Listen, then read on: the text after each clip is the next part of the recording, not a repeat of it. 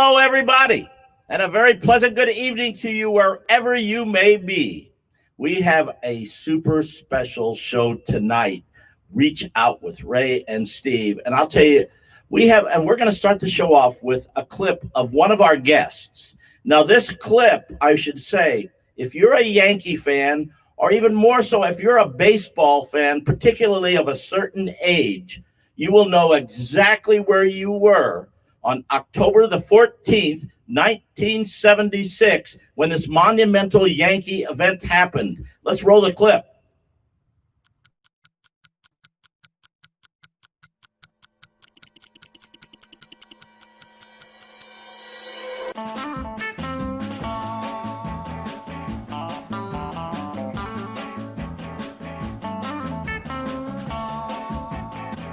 The American League Championship is Chris Chambliss.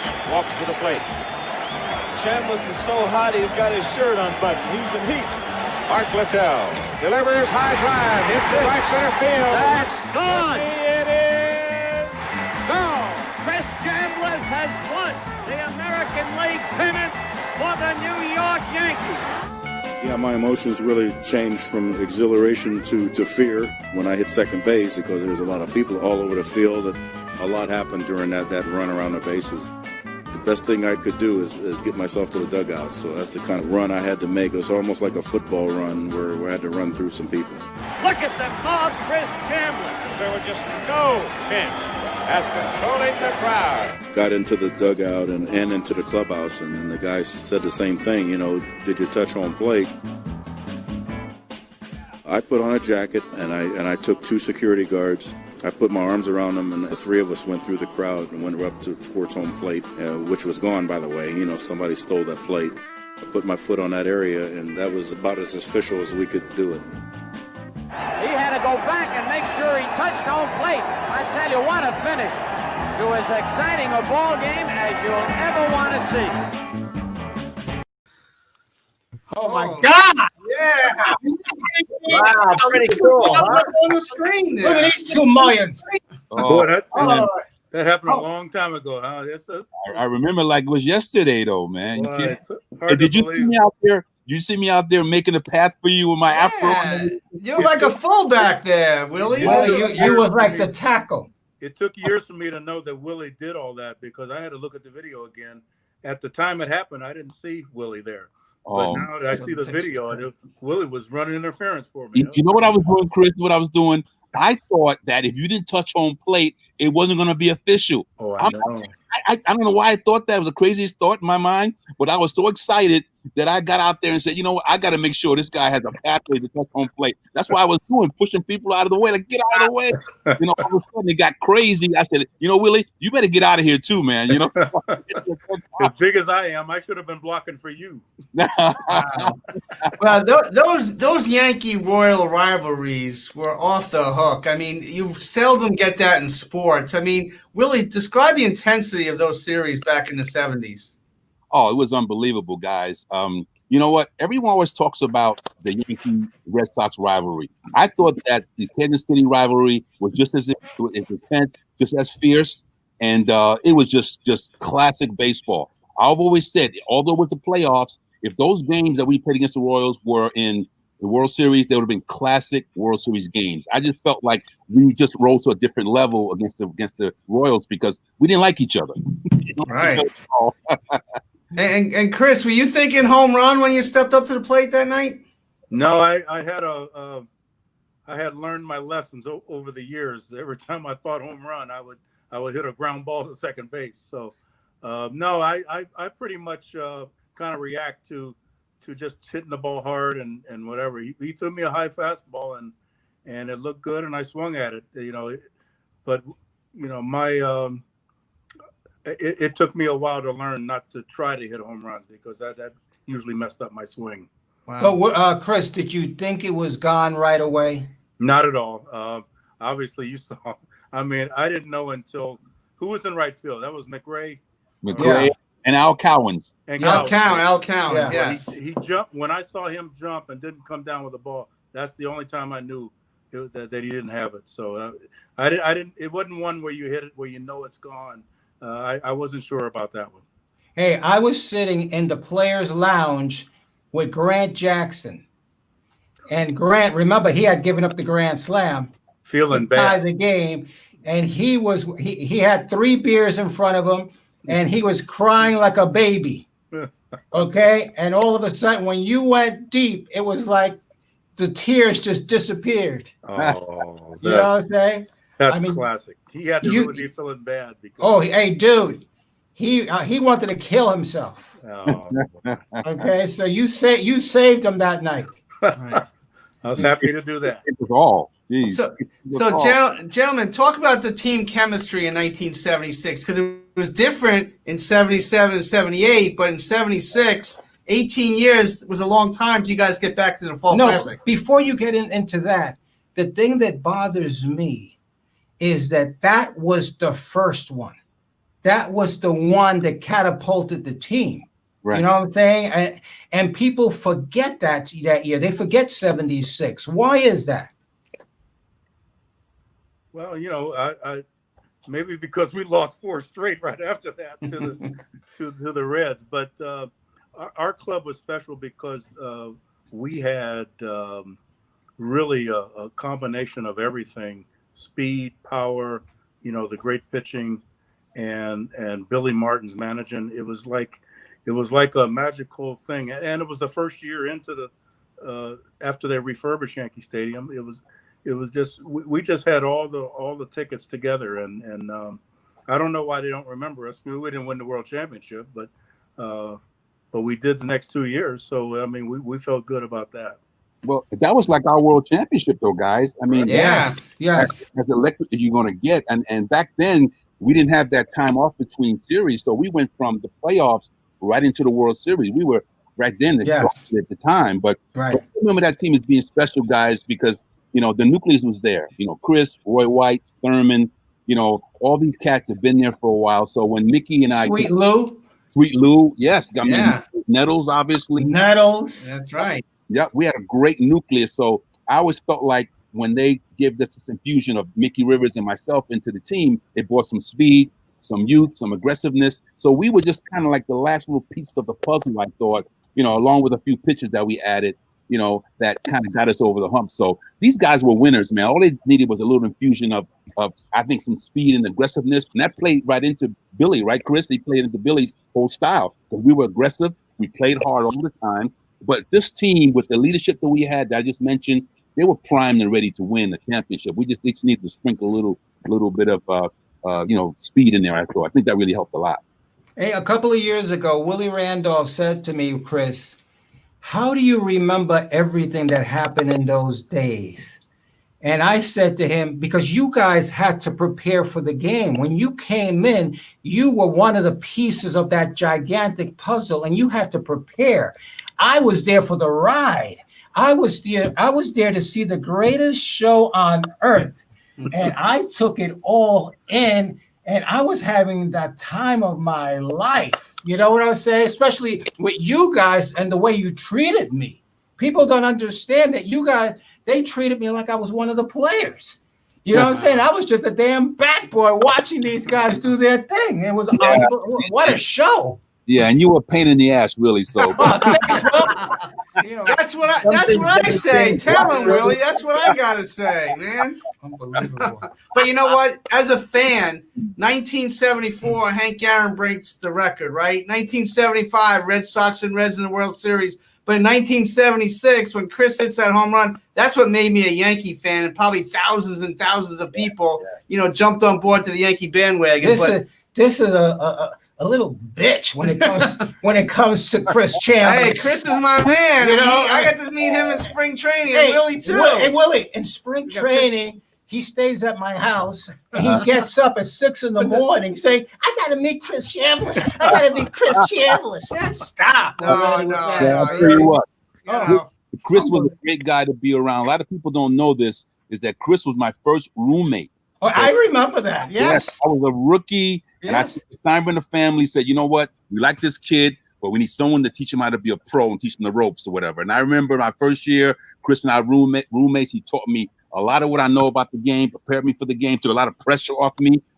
Chris, we sit up at night just talking baseball till we fell asleep, remember? Yeah, I tell you, those are the good old days when we had roommates. You know, Yeah. you know, later on, you know, everybody had a room by themselves and stuff. Yeah. But you know, I miss those days because we used to play cards and talk stuff and you know, having some beers and stuff at the hotel. We were really close in those days. So Remember when we stayed at the Gold Ocean Mile in Tampa? Never forget it. Okay, and I would go from room to room. You know, I would knock on Thurman's door, Catfish door, wherever the action was. That's where I was going. I go to your guys' room. It's boring, bro. Playing cards. If you had Oscar Gamble, those guys was never boring with Oscar. No, okay. Absolutely not. Hey, you heard about the time that some of us were climbing. We took sheets and we tied the sheets. Oh man! Because Steinbrenner we had lost to the Mets, and Steinbrenner set up a curfew. Yes. So we decided, hey, they had me get all the sheets possible. I brought them into one of the rooms. We tied them up, and we climbed down. And after we got to the bottom, who's there waiting for us? The boss. He was there. Hey, listen, that was the Bay Harbor Inn, right? Yes, the Bay Harbor Inn. The Bay Harbor Inn. I knew nothing about that. I never missed curfew. I knew nothing about that. Okay. Well, yeah. See, there's a picture. There and Chris Chambliss there in spring training. There we go. How about that? But you know, is that Bucky Dent with Chris there? Look, right. But you know what? What was great about the '76 team was that team was put together by Gabe Paul and George Steinbrenner and the whole administration. And Willie, you came from Pittsburgh. We have a little picture of you in Pittsburgh. Look at that. Look how thick I was there. I was about 165 pounds there. Wow. I remember those days, man. A lot of people forget that I signed out of high school with the Pittsburgh Pirates. So my first 2.5 years in pro ball was in places like Charleston, South Carolina, Shreveport, Louisiana. Those were my stops in the system. And then right before I got traded to the Yankees in 1975, that's when I got called to the big league. So I was on that team in 1975 when, again, the big red machine kicked our butt and they beat the Pirates 3 straight. That winter, I went to winter ball after that series was over. And that's when I got traded to the Yankees. Right. We just lost Joe Morgan. And you brought up the big red machine. What's your recollections of Joe Morgan, Willie? He was a second baseman like yourself. Yeah, but before we talk about Joe, let's give a shout out, props to rest in peace, the great Dick Allen. Dick Allen, right. I mean, it's funny. I got a quick little story about Dick Allen. I got my first major league hit. Okay, I came up to the Pittsburgh Pirates. We were in Philadelphia. I was facing Tom Underwood at the time.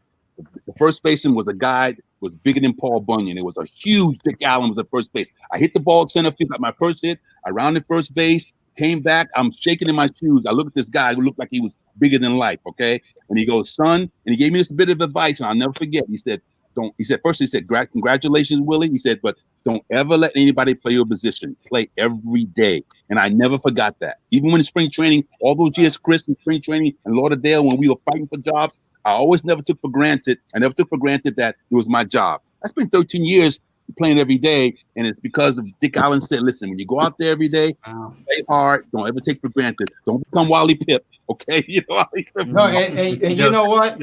And to George Steinbrenner's credit, he kept Sandy Alomar with the Yankees an extra year just to babysit you, young man. Yes, he taught me a lot about the game. I learned a lot. And as it turned out, when I became a Met manager, I made him my bench coach because I knew a nice payback. That was a nice reward. Well, I knew his talent. I knew his expertise. I knew that he could help me lead this club. So I wanted someone that can continue to teach me how to play the game. What was so special was Joe Morgan. Yes, as well as being a great player. What he did at the mic on all those years, listening to him. I mean, his insight on the game was just incredible. I learned so much from him just listening to his broadcasts. Yes. And then of course he knew me and everything, so I got to speak to him quite a few.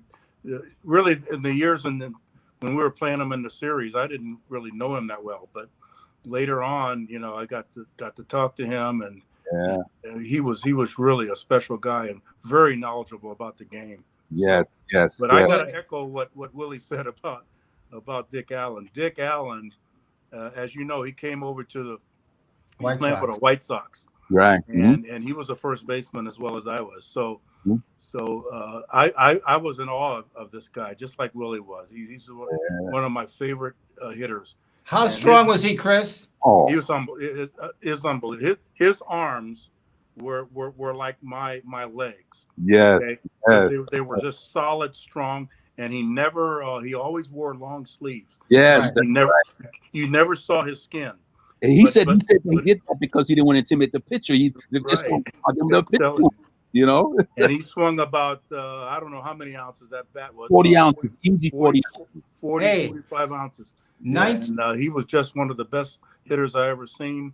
And then what I wanted to say is that when I got to first base, I didn't know he knew me.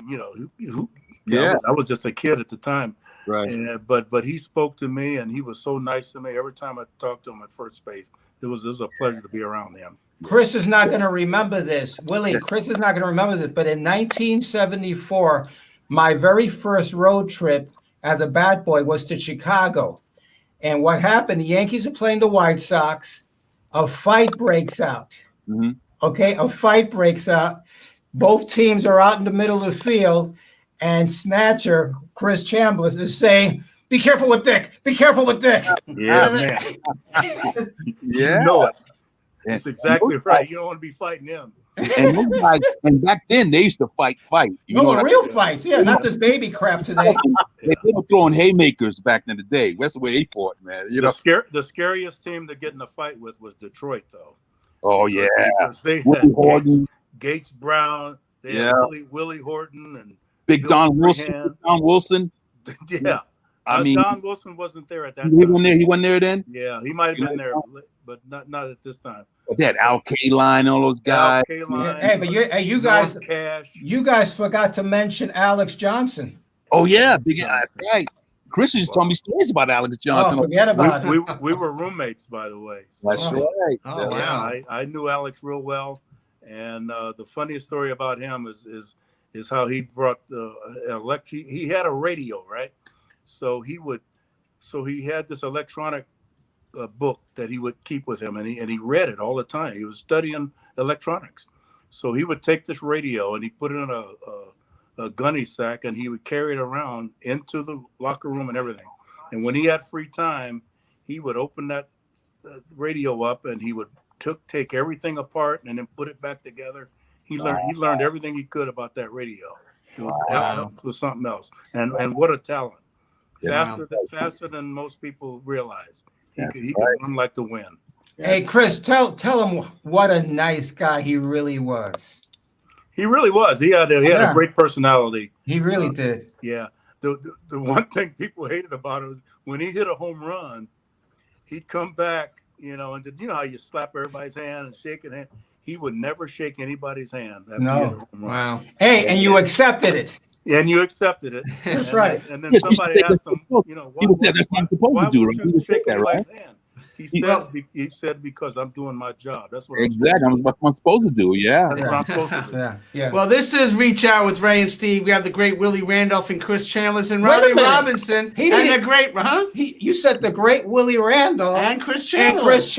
And Robby Robinson. But you're supposed to Can you let me do my job? You can't talk the whole show. You're supposed to say the great Willie Randolph and the great Chris Chambliss. Oh my goodness. You can't mess up with Hard Willie. Was Hard Willie. That's the man. Wait, before you Robby.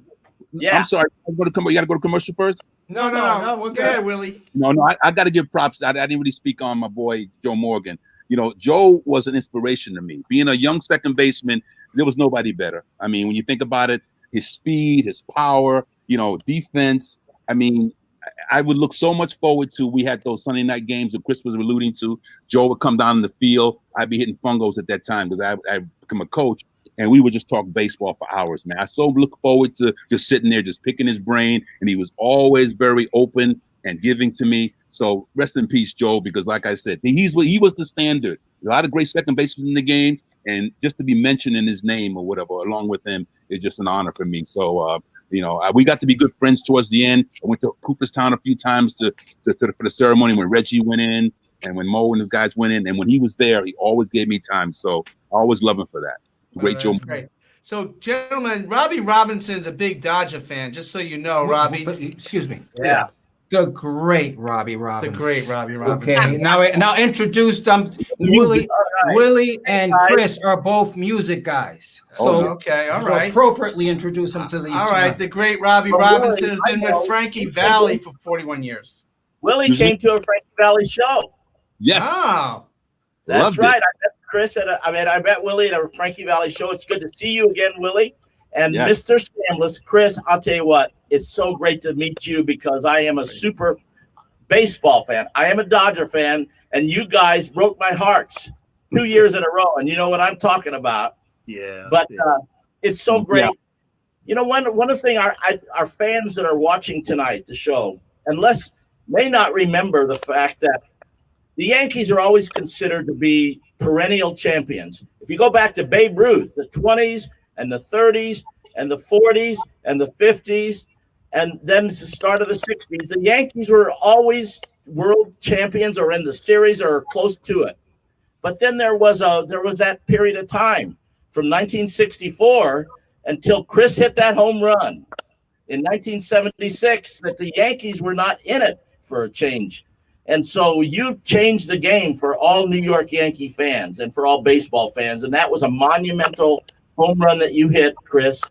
And that's one of those perfect storm moments. You were there at the right time and you hit the great home run at the right time. So congratulations for being an icon in this great game of baseball. I appreciate that. It was a privilege to be there. You know, the Yankee, really when we went into Yankee Stadium in '76 when they refurbished it. As you know, when I got traded there, I played 2 years at Shea Stadium, and I didn't get the, really the package of what it meant to be a Yankee until we went into Yankee Stadium, and that was a thrill. And with Billy Martin managing, it was like magic.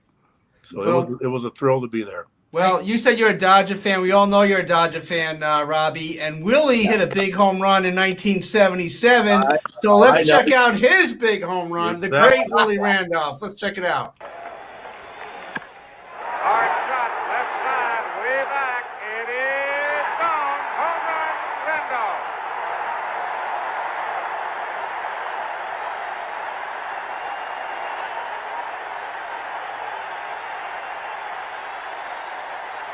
The score is tied at 2-2. That's the fine young athlete we were telling you about, who's on Civic. Wow. Unbelievable. That was great. Off of a Hall of Famer too, didn't you? Yes. I'm 21 years old, and they hit a home run in front of your family and friends at the greatest ballpark in the world. I mean, it was just something that you just dream about as a kid or whatever. And thank you for sharing that again, because it brought back. No. It's a great moment. Going back into that dugout must have been great after hitting that home run. We got a little pick. There you are going back. Wait a minute. Who's that guy on the left? Who is that guy? Is that like a player? Yeah, Who's that guy on the left? Yeah, you got a nice little that's Ray Negron. What's going on, Ray? Hey, he found the camera anyway. Always found the camera. He's always oh, some great memories, guys. Thank you for having me on the show. This is awesome, man. Well, but you guys are New York legends, and I know, Willie, you had a great managerial career. You should be managing right now, and you. No, but hold on. Honestly speaking, Sandy Alomar, number one, Willie got to manage, and Chris Chambliss should have been a manager. Yes. You know what I'm saying? And Sandy Alomar always waited. He was waiting and waiting for Chris to get that job because evidently he was going to be your bench coach too. Yes, Yeah, we all talked about that. Yeah, we talked wow. about what our staff would look like, but it's yeah. all right.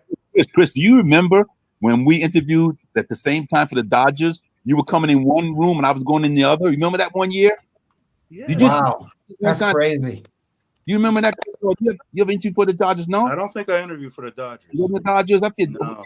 How many interviews did you get? Do you remember, offhand? I got a lot of interviews, but the Dodgers weren't one of them. But okay. I thought that was in LA where we met.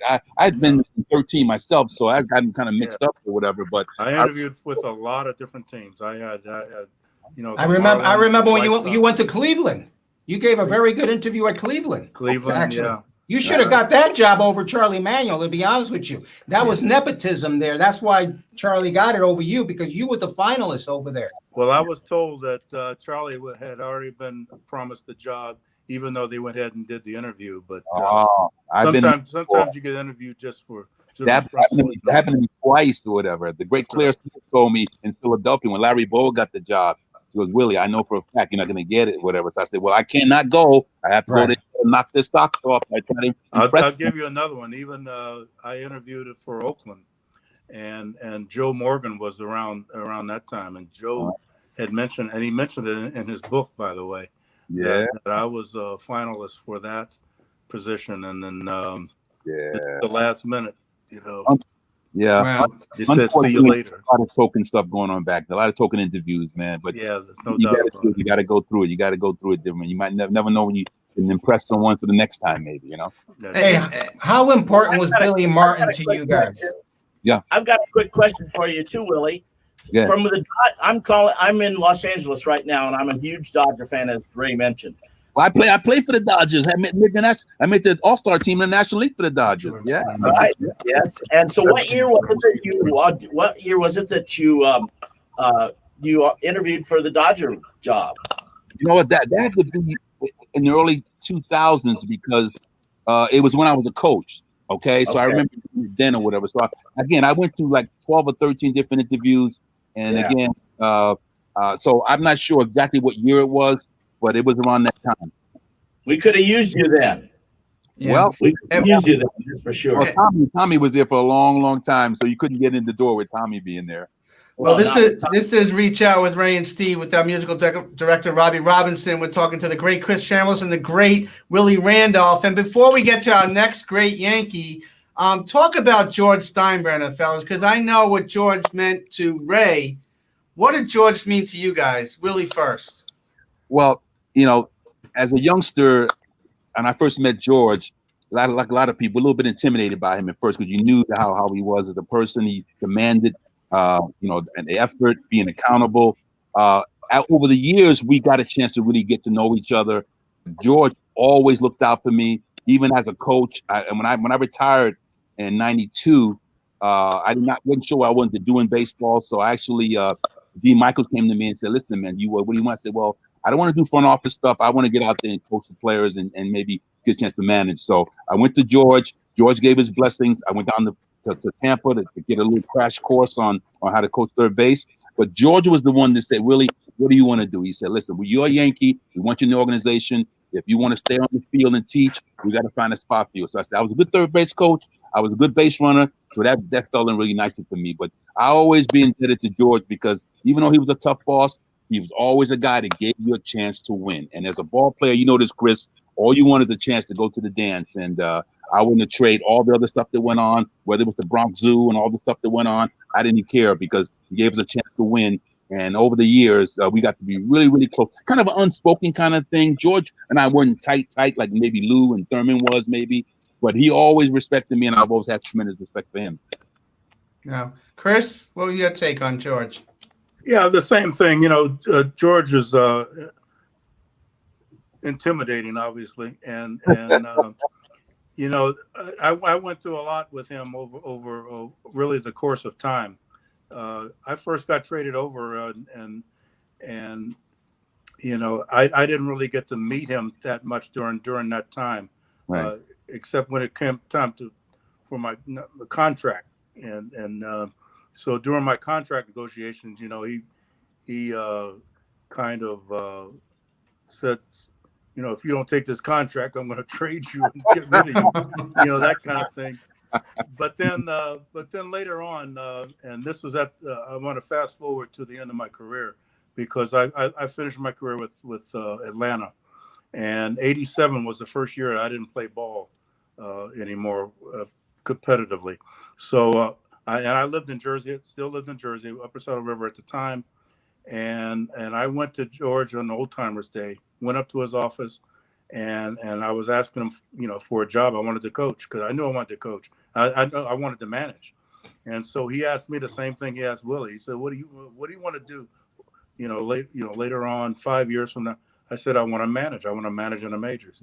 So he gave me a hitting coach job in the minor leagues, and I was there for the rest of '87. This was half a season, and I did some roving, in the minor leagues as a hitting guy, and then the very next year, Billy Martin was hired as manager. So over the winter, he calls me at home and asked me to be the hitting coach for the major leagues for the Yankees in '88. And Willie was still playing then. Mm-hmm. And so I became the hitting coach in '88 with Billy. So it was because of Steinbrenner that, gave me the first job I had in the game. And I went on and coached and did a lot of things. I managed in the minors, about 10 different organizations. Mm-hmm. And I became, it gave me a good long career. And it was just Steinbrenner who started that. Yeah, George was always very loyal, man. I mean, he took care of his people. He took care of his guys. And that's one thing I always remember about him or whatever. You went out there and played your butt off, man, every day. And he gave you the shirt off his back. And like I said, man, he was good to me and my family. And we were all reunited in '96 for me. Yeah, I came back with Joe Torre, and then Willie and I were coaching together then for those great teams in '96 through 2000. Boy, we did a lot of celebrating. Yeah, we did. That was a lot of fun. Well, that was a lot of fun. Well, we have another guest that we're going to bring on. Another Yankee played for the Tigers as well. We're going to show a clip of him hitting a big home run in a Yankee playoff game, and we're going to bring this guy on real quick. So let's take a look at Cecil Fielder. And Boggs just broke late. Here's a drive to deep left center. This ball is on its way. This ball is gone. Well, if there's any sting felt by the Yankees over Boggs breaking late, that takes care of most of it. We've talked about how great Bernie Williams has been in this series. Well, the big fella has been awesome as well. Not just with the home run ball, but getting key base hits, putting the ball in play when he needs to. He's done everything that the Yankees could expect of him this series. And he tries to get this fastball inside. He doesn't get it in enough. And you can see he fights it off a little bit, but that helps to be real strong like Fielder is. And the ball is definitely carrying that way, although the wind is not blowing right now. At a huge scene in... And Willie, that was Joe Morgan doing the... so it's ironic how we're talking about Joe Morgan today, etc. And Robbie Alomar always talks about the fact that he used to say to Joe, when people used to say Robbie's the greatest of all time, Robbie used to give the props back to Joe. You know what I'm saying? And I always thought that was very cool. Absolutely. That's right. We have the great Cecil Fielder, had a great career in Detroit. Came over the Yankees, helped them put him over the top in '96. But here, the important thing about Cecil Fielder is not that he was not his greatness as a guy or as a baseball player, but what he's going through. He's going to have kidney transplant next month, and just the aspect of him sharing that with us, I felt to be, from the heart. So Cecil, welcome to the show. How you doing today, sir? Doing good. Yeah, talk about first of all your playing days with the Yankees and your playing career, and we could talk about. We got your two coaches are over here. Your two coaches. There we go. That made you do some. Yeah, they're here, right here. I spoke to Big Daddy. Willie and Chris. We talked about 3 days ago. We spoke. That's what he just said. Willie always checking up on me to make sure I'm doing all right. Yeah. You gotta stay in touch, man. So, Cecil, tell us a little bit about your transplant and the anticipation. Well, man, it's been a long time coming. I mean, I've been through, more than just having the transplant. I've been through open heart surgery. I had triple bypass.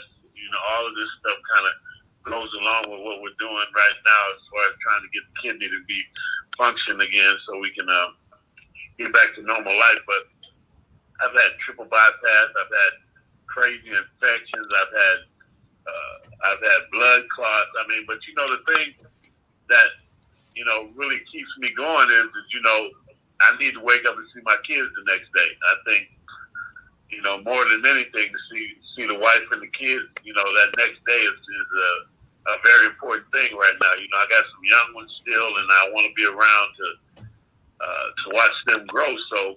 I got to do everything in my power to try to make sure that I can get myself all the way back to healthy so I can do that. So it's been a grind, man. I ain't going to tell you no lie. It's been a grind, but, at the end of the day, man, I'm blessed to still be here, and I'm doing everything possible to get myself healthy. Cecil, the dialysis, how tough has that been? Oh, man, me and Willie had this conversation the other day. I mean, I got to go Monday, Wednesday, Friday, 4 hours and 15 minutes a session. So I'm up at 4:30. I get there at 5:30, and I don't get off the machine till after 10 o'clock. So, I mean, it's a grind. This whole process has been a grind. But, the other alternative is to go to the upper room, and I ain't ready to go there yet. No. Right. Well, Cecil, you have a lot of fans all over the country, but in New York and Detroit. And before we go further in your current situation, let's take a look at one big home run you hit in Detroit, which was over the roof. Let's check it out. Long drive, deep left field. This is on the roof, over the roof. Gone. Home run for Cecil.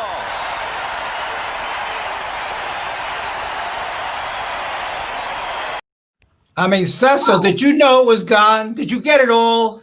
Oh, man, I got all these. Come on now. I got all of that. But, I tell people all the time, I think it was like 91 or 92, and you guys had Xavier Hernandez, and he threw me a ball, and I almost hit it out of the damn old Yankee Stadium. Wow. I think that was the furthest ball I ever hit. I hit it into the triple deck all the way up top, and like 3 or 4 rows from the top.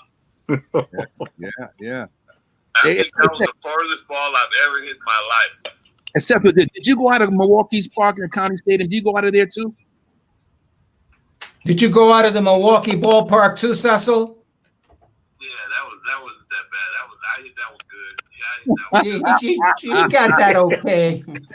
Okay. You gotta be like Yeah, he hit that one like Frankie Valley. What Oscar Gamble would say. He said, But he would come down. He said, "Well, I didn't get They know it." what time it is. They know when it's time to go to work when they call. Oh, look at that. Oh, you heard what he said. He said, you guys know what time it is. So, Yeah, they know. So Cecil, we talked about Willie coming to the Yanks and Chris coming to the Yanks. When you came to the Yankees, how'd that make you feel at the time? Man, that was a highlight of my career to that point. I mean, to have a chance to win, I mean, that was, my whole goal at that point in my career was to have an opportunity to go somewhere where I can fit in with a group of guys that was all after the same goal. And when I got to New York, that was all that was on them cats' mind. We had Boggsy, we had Straw, we had Rock, we had me, we had O'Neill. I mean, everybody. Of course, we had the kid. We had a couple other folks on that team, Mariano and a couple other. But at the end of the day, everybody was, pulling for the same thing. We just didn't want to get to the dance. We wanted to win it. And I think that put us over the top. We had a lot of guys sacrifice a lot, from, Tino and Boggsy and Paul, guys that, were everyday starters who in that World Series, was sitting on the bench watching some other guys play during that series. So, guys, swallowed their pride, and we did what we had to do. And, at the end of the day, if we wouldn't have won, it would have been all kind of crazy things said. But since we won, nobody can say anything. We're the best team of 1996. hey, this week, okay, and this is for a lot of our fans that are out there. This is a special week in New York because tomorrow, and Willie, you remember this, and so do you, Chris. Tomorrow is the anniversary, it's the 40th anniversary of the death of John Lennon. You guys, you know what I'm saying? And what do you remember about that, Chris? Wow, that was a tragedy. I as you know, I love music, and even though I love soul music and jazz and stuff, but there's nothing more special than the Beatles, and to lose John like that, that was a terrible tragedy. I just hated that. How about you, Willie? I remember it kind of vividly. It was to me, it was more stunning than anything because, he was just walking on the street. I mean, he was in a situation, right. Being in the city, getting around, you don't expect someone to come up there and just end you like that. And I remember when I first heard it, I didn't believe it because, you know, he was such a peacemaker and a lovable guy. His music and just his spirit was always very kind and gentle. Even with Yoko Ono and the whole thing, he was like one of the old hippie, you know, like almost like a flower child. You know what I mean? Yeah. And so I just remember being stunned and feeling like, wow, why would someone want to kill a legend like that? A guy who just spread peace and joy around the world. I never understood that. Okay, now, Cecil, you'll remember this. On Saturday, this coming Saturday, it would be Frank Sinatra's 105th birthday. I mean, what do you guys remember about Frank Sinatra? I was still in elementary school. When cats was already in the big league, so they know a lot more than I do. What do you say, Chris? Okay, I got a great, really twice I met Sinatra, but this one was real good. I don't know, Willie would have remembered this. Yeah. I guess it was during the playoffs, and we might have had either a workout or something during the day, and we were going to fly to Kansas City, I think, and our plane was delayed. Right. So Billy asked the traveling secretary to get a couple of buses, and they hauled the whole team over to a place called Patsy's. That's right. Great. That's right. A wonderful Italian food. That was great. So we all ate there, and then after we finished eating, we got in a line and we ran and we went upstairs, and there was this partitioned off area where Sinatra and his family were eating. Right. And he shook everybody's hand. He just said hello to all of us. So hey, and so that you know, he paid the bill. I didn't know that. Yeah. He paid the bill. Yeah. He wanted to be able to say, hey, he wanted to be able to say to Tommy Lasorda that he brought the Yankees dinner. Just so you know that, Robbie. True story. Right. You know, I've heard that same story from Sal from Patsy's. I love Patsy's, and Sal, who owns it, is one of my dear friends. And I've heard that story from him over and over. And it tells about how Frank paid the bill for all of the Yankees. And he kind of gave Billy a hard time, didn't he? Hey, Ray, didn't he give Billy a hard time on that? But they were, you know, what Sal didn't understand is that they knew each other and they were messing around. Because when Billy went over to Mr. Sinatra said, "What are you doing here?" You understand? And so Sal took it like, oh my God, they're going to get into a fight. You know what I'm saying? It wasn't nothing like that. They knew each other already. Yeah. You know? Ray, who was the original chairman of the board? Was it Whitey or was it Mr. Sinatra? Mr. Sinatra. Is that they tried to make Mickey, Billy, and Whitey like baseball's Rat Pack. Rat Pack, you know? Whitey was named himself. He gave himself that name because he wanted to be Sinatra. Okay. Even though Billy was really more like Sinatra than Whitey Ford. Yeah, who was Sammy Davis? I mean, Elson Howard? His father, Rat Pack. Willie, it would have been you. No, that's way ahead of my time. Hey, now, I will share a Dodgers story about Frank Sinatra.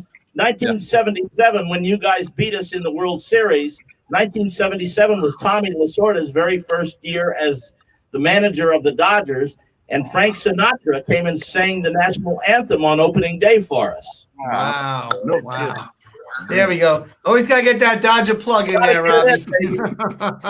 Well, we got to say goodbye to Cecil Fielder, and God bless you, sir. And you got a lot of New York fans behind you, praying for you. And you're such a wonderful guy, a family man. We are so gracious that you came on for a few moments. I appreciate it. Hey, and we will be following you, and we'll be praying for you and everything. And Robby Robinson, who's truly a man of the Lord, man, and I know that he's going to do a special prayer at his Jam and Jabba scenario. Yes. Okay? Yeah. You know what? Can I say something to Cecil real quick? Please do. Yeah. Hold on 1 second. Go ahead, Robbie. Hey, Cecil. So this is Robby Robinson. It's so good to talk to you again, my friend, because you are one of the class acts in this great game of baseball. I want you to know that I'm going to be praying for you. You're going to have a lot of friends that are praying for you, and a lot of fans are going to be praying for you. And I want you to go in there with no fear, buddy, because you got this, brother. Right. Yeah. We're with you too. Now, I got to ask you guys before you guys leave.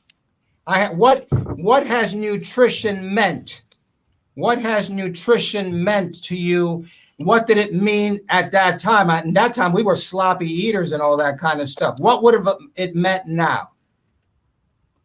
Oh man.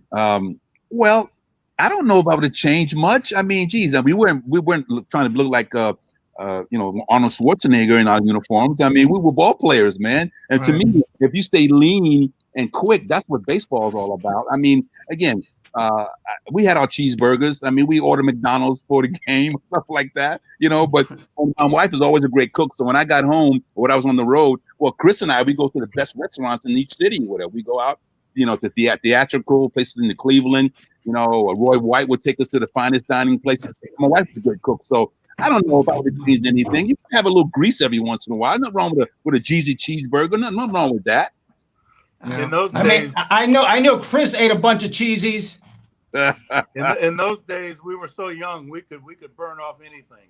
Yeah, exactly. You ate what you wanted, but I think more than nutrition, but there's a lot of weight training kind of stuff. If I had to do it over again, maybe we lifted more weights and stuff, But other than that, yeah, we ate what we wanted to.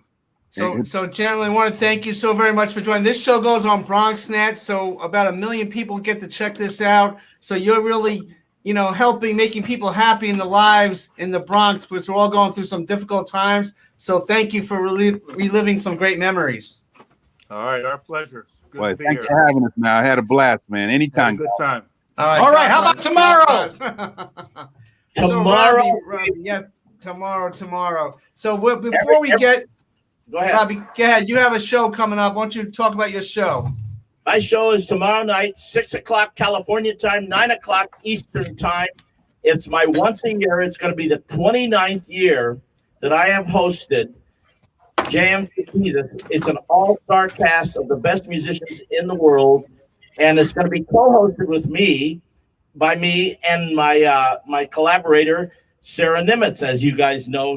You know her so well. And tomorrow night, we are going to do a world premiere of a brand new classic Christmas song that we wrote. And so you better watch tomorrow night. You're going to see the premiere of a song called The Sound of Christmas. Now, everybody loves the sound of Christmas, right?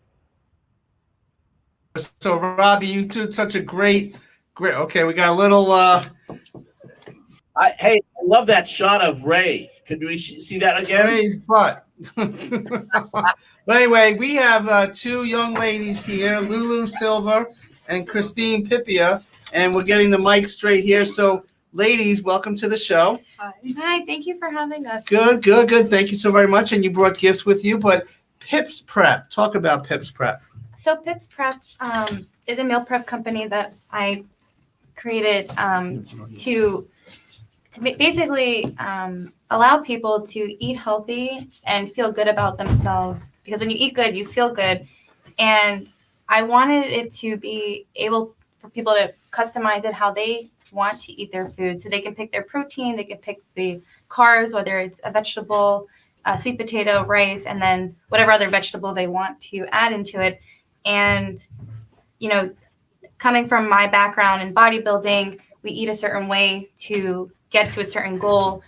So whether you're an athlete or just a regular person who's trying to lose weight or live a healthy life, you can decide how much food you want to eat in your meals. Who's that? Basically. That's Ray behind the scenes. He's the producer now. So you mentioned bodybuilding. When did you start getting into bodybuilding?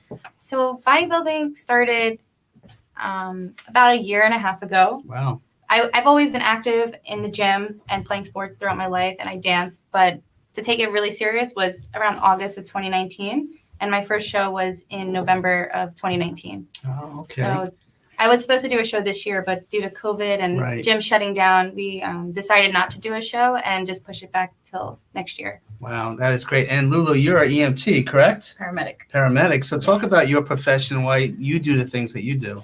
Well, I love the medical field, firstly, and I actually wanted to become a physician assistant, but because I started off with EMT, then became a paramedic. I actually became a paramedic my grandmother ended up getting sick, had cancer, and one of the last things I promised her was to finish paramedic school. So. Wow. So that must have really taken a toll at the time, but you had that one legacy of what your grandmother said, and to take. Well, I promised her. You promised her. So yes. During this pandemic, how has life been for you and the people around you? It's been hard. I didn't see my family from about probably Christmas time or New Year's up until June. So even my dad was laughing at me because when I saw him, I said, "Can I give you a hug?" I haven't hugged anyone in a long time. Right. So it's been pretty tough, you know. I've lost a few coworkers, a few friends. Yeah. So. That's what. Yeah, I know. During this time, especially in the tri-state area, it's been traumatic for a lot of people. Like food drives, and people are homeless, and not being able to see loved ones if they're, have passed away in hospitals and things. So you must have seen that full force in the work that you do. There was a lot of death, and unfortunately, a lot of us became, I guess you can say, a little numb to it, because it happened. So initially, it was very tough, but afterwards, we became very used to it. It became something normal. Right. So it was tough. It was a change. Some things that I never thought I would see, I saw. Right. So. And how did you guys get to know each other? You've been friends for a while? Do you want me to tell the story? It was a funny way. Essentially, unfortunately, my trip that I had planned last summer to Greece was canceled. And last minute, I reached out to a high school friend that I played softball with, what she was doing. And 2 weeks before their trip, she's like, "Why don't you join us? We're going to Spain." And I was like, absolutely. So we didn't know each other then. We didn't know. I didn't know who was going on the trip. It was just me taking a gamble with my friend that I've known for years. Okay. So I flew there. I met them in Spain. And the night that I landed, it was around 4 a.m. No one was home, just the girl who I knew and her boyfriend. And she's like, "Oh, you're going to be rooming with my uncle's best friend's niece." I'm like, "Uncle's best friend niece. How old is she?" I'm trying to figure that myself, I was like, how old is this girl? I was like, whatever. I'm sure it's going to be fine. Well, my uncle is my age. He's a month older than me. So. Wow. Okay, a month. Okay, so that threw your theory out. Yeah, I had no idea what I was getting into. But the next morning I woke up and she was there, and I'm like, "Oh, hey, I'm Christina." And she's like, "I'm Lulu." I think since that trip, we were inseparable the entire trip. And really? We really got to know each other on a personal level. Wow. We were roommates for how long? Almost a week and a half. Yeah. Wow, that's incredible. So thankfully we got along though. Yeah. Well, yeah, that's the main thing. So together you're teaming up into helping people. And I know recently you've been part of a couple of food drives. You were at Gary Brown's event. How important is it to give back to people at this point? Lulu? Oh, okay. It is important because a lot of people don't have jobs. Thankfully, I still work. Right. I still have a job. It's a little tough, but I'm thankful I still have a job. A lot of people don't have jobs. I've heard so many businesses are closing, and this is definitely a time, especially in the holiday season. We have a lot of. Going into my job around this time, we have a lot of. I don't know if it's a topic we could touch, but it's the suicide rate goes up because people are lonely, they're sad, and I can imagine now a lot of people lost their family members, so I'm sure it's gonna be a little tough. Yeah. And Christina, what does it mean for you to help out at this point? Yeah, like I said before, Steve, I feel like I'm in a position where I'm capable to give back in a way that I'm grateful I grew up with the support and the family and the house that I can and the school that I went to, and now with the resources that I have, I'm able to give back to those that weren't as fortunate as I was growing up, and make a difference in any way I can. Well, it's so very important. We're gonna get Robby back into the scene here, and I think we got Sarah Nimitz on the line there. Let's bring them both back up. These fine young ladies are doing great work. So Sarah, how you been? I've been well. I just caught the very last couple of seconds, but it sounds like you guys are up to some really amazing stuff. You gals, I should say. Yeah, they're doing great things. And again, you have the best chair going. You're swinging back and forth, and we're just stationary here. And Robby, what do you think of the work that these young ladies are doing? I think it's fantastic. And I think one of the great things that we're seeing in the context of this COVID nightmare that we all find ourselves in is the fact that you're seeing the hearts of people come out to serve the community, to give back, and to help others. So thank you, ladies, for doing that. Well, thank you so much. And Robbie, I know we had a great musical guest that couldn't get on tonight. Why don't you explain that? He'll be back on next week, right, Robbie? Yes. Jerry Vivino, by the way, he was in Yankee Stadium the night that Chris Chambliss hit that home run, and he was so excited to come on. But what happened is we're having power outages in California, and he has no power, so he couldn't. We tried to get him on, but power was so spotty, we just couldn't make it happen. We're going to try to have him on again next week. But we want to talk also about something that Sarah and I are going to be co-hosting tomorrow night at 6 o'clock our time. Okay, let's pop that on the screen. What do you guys got going on tomorrow night? Tell us, Sarah. We got the amazing Jam for Jesus, number 29. Robbie's musical child. It's a night of Christmas music, of worship, our Jam for Jesus, and I'm going to be co-hosting it with Robbie. So seriously incredible musicians. Vivino is going to be on it, as well as just people that have played with Elvis, with Beyonce, with Robby Robinson. Wow. Wow, that is great. We have a video going to show up, but again, Christina, Lulu, thank you very much. How can people get a hold of you guys? So you can find us on Instagram. Pips Prep is on Instagram, my personal Instagram, and Lulu also. I'm on her, so you can just follow her and then follow me. Also Facebook, we have a Facebook page, and our website, www.pipsprep.com. You can place any order through there or just DM me. That would be Will good. you be cooking and making food and stuff for the people out during the holidays? Oh, we didn't even speak about that. So the first night. So the first night was very interesting. In the very beginning, as I was getting more orders, I had to figure out what kitchen I needed to rent out. So I rent out a space in Little Neck. Thank you so much. Shout out to Toscana Pizzeria Restaurant. They are amazing in Little Neck. 15 more seconds. Sorry, go ahead.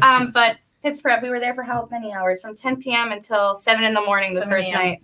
She forgot a few things. We had to drive back like 4 What or 5 we're going times. to do, it's Christmas time coming. We have to get you ladies back on this show so we can talk more specifically about it. But we have a little video setting up for your gig tomorrow night. Let's close out the show with it. All right.